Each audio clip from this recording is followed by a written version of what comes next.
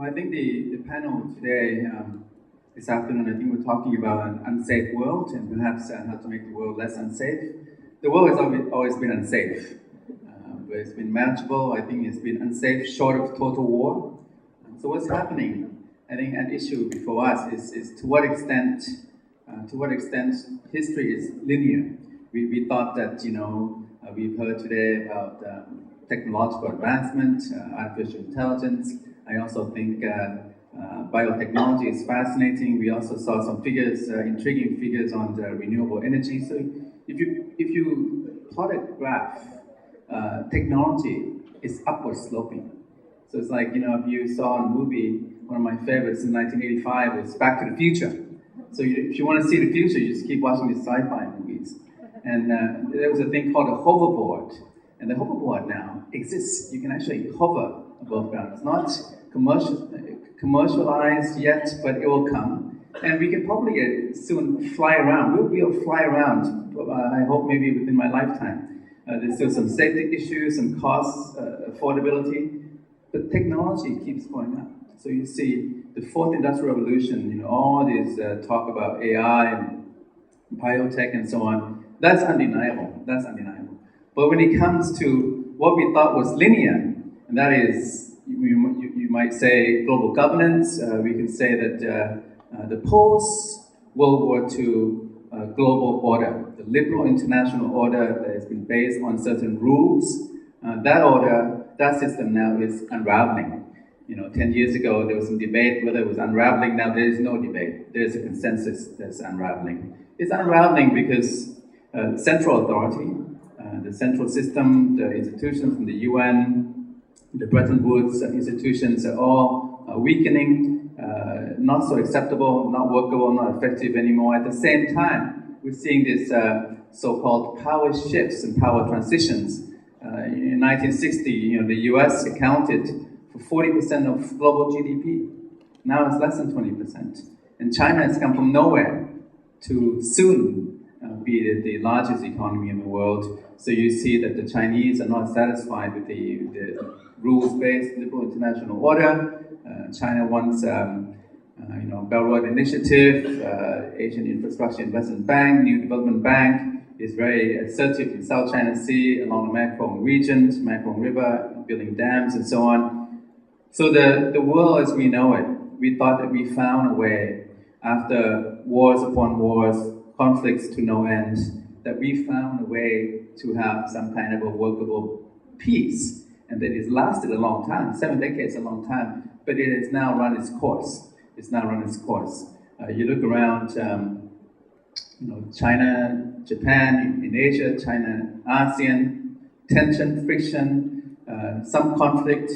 You see in the Middle East really disintegrating, fragmenting, dominated by the outside powers, the most recent being Syria between the West and then Iran on the other hand, Russia and Turkey. So this is what we're seeing. Institutions are breaking down, unraveling. It's not the end of the world, but it's run its course, it's exhausted, it needs to be renewed, reinvented, reshaped, and rebalanced. That would be my first point. The institutions from 70 years ago have run their course, that history is not so linear when it comes to security. And now global system, people are talking about this Thucydides trap these days, which means that this is a notion that it's inevitable that a rising power and a declining power will have to clash over the centuries in history. We've seen that. My second point would be technology. We've heard a lot about technology today. Technology is something that has its life on its own, right? It carries its own life. It has its own kind of momentum, built-in drivers. It'll keep going, and the technological advancements that we've seen have widened, exacerbated asymmetries, inequalities, imbalances in the global system, both at the global level and also domestic level. So if you look at the domestic, the rise of the populist far right, right-wing populism in Europe, the latest being Hungary, and certainly Mr. Trump in America, all these authoritarian tendencies. What do they want? They want to kind of turn back the clock. They are sick and tired of accepting immigrants people from outside. So they want to shut in. Instead of having an open society, they want to close up. They want to build a wall. So the liberal international order, they want to reform it, they want to remake it at home, whether in America or even here in this country, in my country. These authoritarian tendencies are on the march. Now, it doesn't mean the end of the world. It's not the end of democracy. I think that in the Middle East, for example, you have 100 years of the Sykes-Picot Agreement running its course, and now it's disintegrating. And if you look at the crisscrossing of ideas, you have Middle East all this began with the Arab Spring. So they want more liberalization, more opening up, more open society values. But it's the other way around here, more authoritarian values. So I think now, on the balance, authoritarianism is resurgent and it's making a lot of gains, but I think that democracy can still make a comeback in medium term down the road. 20 years ago, 25 years ago was the other way around.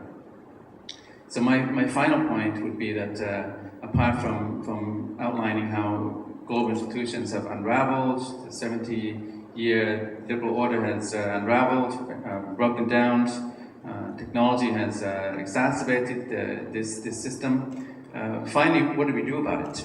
So I think that with the power shifts and the asymmetries, we need to come to a new arrangement, new balance, recalibration.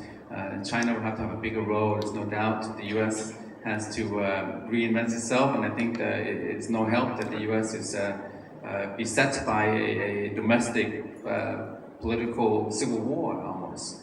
And that's supposed to lead the world. It's not going to go very far if that's the case. So we have a lot of bargaining and negotiation and rebalancing to do, but I think it can still be salvaged what we've had. Thank you. Again, another broad sweep of this incredibly complex and yet central issue in all our lives. And as you're talking, I'm beginning to think, in some ways, we still have one foot in the old order. Even though it's unraveling, we're holding on as if that's going to solve the problems of today, which clearly it isn't.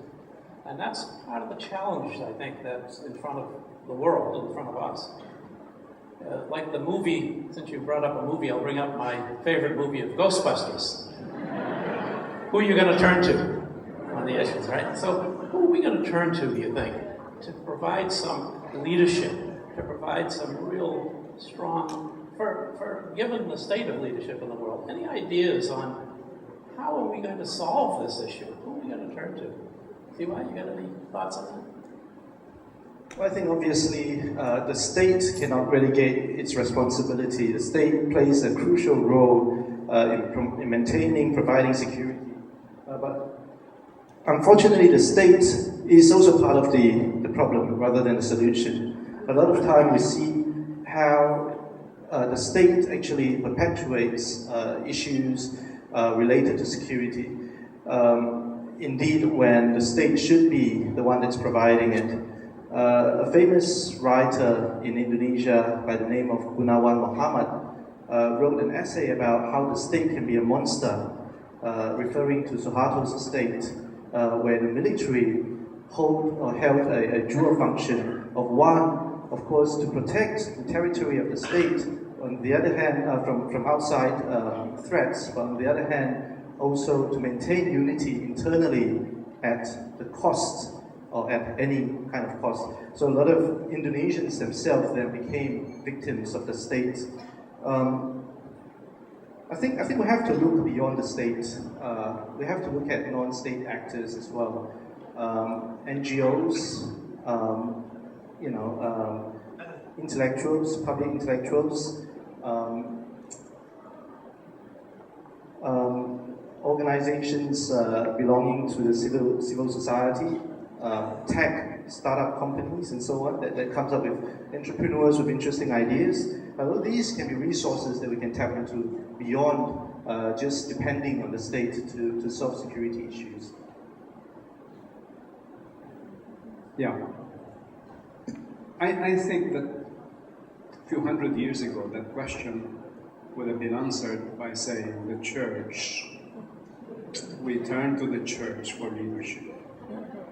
There was a time when the primary institution of society was religion, the religious system. And indeed, the state, as we know it today, was merely an instrument of religious propagation, so that the state existed in order to promote religion. After the Second World War, in the period of decolonization, particularly in the former colonies like the Philippines, it was the nation state that became the primary institution to which we turn for leadership, innovation, and salvation in many ways, and the achievement of our aspirations and dreams as a people. Increasingly, with the evolution of a modern global society, the state is shedding off most of its functions, being taken over by the economic system. Today we cannot imagine anything that cannot be commodified and translated in economic terms. So we start to think that everything now is dominated by the economy. I like to think, as a sociologist, that in the years to come, the economy will recede in importance, and economic issues will recede in importance, just as religious primacy receded in importance, and the state has receded in importance. The question we must begin to ask ourselves, if we are trying to reimagine the future, if the market will not be preeminent, what will take the place of the market? In studies in modernity, in sociology, there are now indications that where people are beginning to pursue work outside of the brick and mortar company and do their work at home, there is a resurgence actually of the primacy of intimacy and the family. So people are rediscovering the primacy of the family all over again in many countries that we regard as highly developed economies. I dream as an academic that there will come a time when the primary institutions and systems of society will be art, because it's the least protected and the most vulnerable at this point to influence by politics and the economy. When that will happen, I don't know. But for now, I think we must live with a situation where it is economic actors that hold much of the power of initiative. And here, since this is the entire theme of the forum, I address myself to people from the corporate world here. I think that it is time that we spend more time building new business models that prioritize the needs of the excluded and the underserved over profitability, if they can. And to move away from those models of insatiability and corporate greed that inhabit the interstices of modern capitalism. We see them everywhere around us. Let me stick my neck out and cite some examples from the Philippine experience of such new business models that take into account the integration of the needs of the otherwise excluded. Many years ago, an Ayala company, Manila Water, was presented with the problem of whether to connect to their main water supplies the slum communities of Metro Manila. They have no rights to the places that they're occupying. In fact, they're not included in the numbering of the streets. Their houses have no numbers, and so on and so forth. But the company stuck its neck out and connected them to the mains. Before that, slum dwellers in Metro Manila have bought their water in cans. It's far more expensive than the bottled water that we find today from water retailers. And it has been a successful venture. And lo and behold, to the pleasant surprise of Manila Water, they found out that the urban poor have tended to be more pious and more religious in the payment of their water fees than most of the households in the elite and exclusive villages of Metro Manila. They pay their obligations. They have a moral duty when they recognize something good that has been expended to them, they make sure that they put up their end of the bargain.